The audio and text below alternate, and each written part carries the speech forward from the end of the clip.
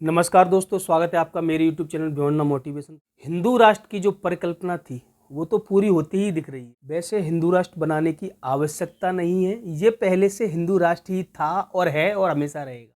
हाल ही में ASI ने दिल्ली के पुराने किले में जो खुदाई चल रही है उसमें माँ लक्ष्मी की, श्री गणेश की और महाभगवान विष्णु की प्रतिमाएं खोद के जमीन से निकाली हैं। आप जहाँ भी खोदेंगे, जिस जगह को खोदेंगे, वहाँ आपको हिंदू के सनातन संस्कृति के प्रमाण ही मिलेंगे।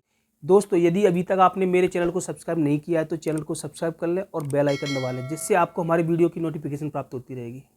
तो दोस्तों, हाल ही दिल्ली के पुराने किले में ASI द्वारा खुदाई चल रही है, उसमें माँ लक्ष्मी की गजगामिनी प्रतिमा मिली है, श्री गणेश जी की प्रतिमा मिली है खुदाई में, और भगवान विष्णु जी की मिली है। आप कहीं भी खोद लीजिए, आपने रिसेंटली न्यूज़ में सुना होगा कंबोडिया में और इंडोनेशिया में खुदाई में हमारे हिंदू धर्म के मंदिर निकले, कलाकृतियाँ निकली। आप किसी भी जगह को खोद के देख लीजिए, जहाँ भी आप खोदेंगे सनातन संस्कृति, हिंदू धर्म से रिलेटिव आपको प्रमाण, संकेत, चिन्ह और कलाकृतियाँ मिलेंगी। क्योंकि सबसे पुराना कोई अगर धर्म है तो हिंदू धर्म है, सनातन संस्कृति है, इसमें कोई दो राय नहीं है। इस बात को बताने की आवश्यकता नहीं। हाँ, कुछ लोगों का विरोध हो सकता है तो उनको समझाने का मैं प्रयास करूंगा। जो दिल्ली की एरिया है, महाभारत काल में उसको इंद्रप्रस्थ बताया गया है और पांडवों की राजधानी इंद्रप्रस्थ थी।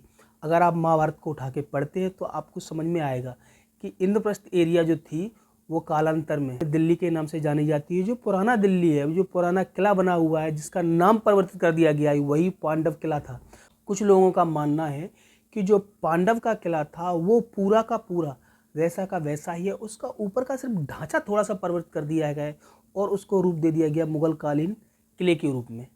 जबकि वैसे तो आप कोई भी किला, कोई भी गुम्बद, कोई भी मस्जिद, कहीं भी आप ज़मीन से खुदाई करेंगे, आप भारत के किसी भी कोने से करेंगे, भारत क्या एशिया के किसी भी कोने से करेंगे, तो आपको सनातन संस्कृति के, हिंदू धर्म के संकेत मिलेंगे, कलाकृतियाँ मिलेंगी, कुछ ऐसे प्रमाण मिलेंगे जिससे आपको पता लगेगा कि हमारी सनातन संस्कृति, सनातन धर्म कितना पुराना है।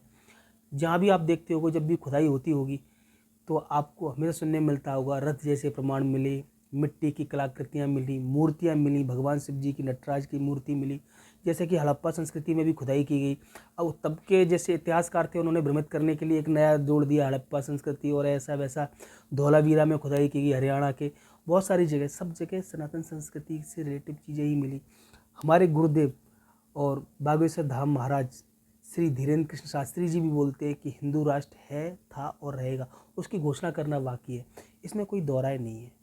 लेकिन उन्होंने हाल ही में एक बात अच्छी बोली है कि हिंदू राष्ट्र की परिकल्पना राम राज्य की ही परिकल्पना है, उसमें कोई भी जात धर्म, जाति विशेष की व्यवस्था नहीं होगी। जाति बात को ही ख़त्म करना राम राज्य की स्थापना है।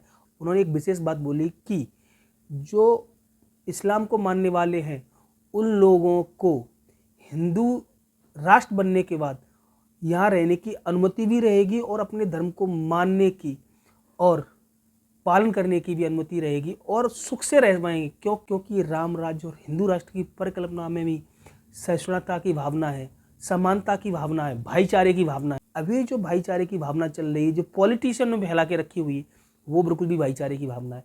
उनके द्वारा फैलाए गए दोष के कारण प्रतिदिन नए नए घटनाक्रम हो रहे हैं और दुर्घटनाएं हो रही हैं। पंडित धीरेन्द्र शास्त्री ने यह भी बोला कि हिंदू राष्ट्र की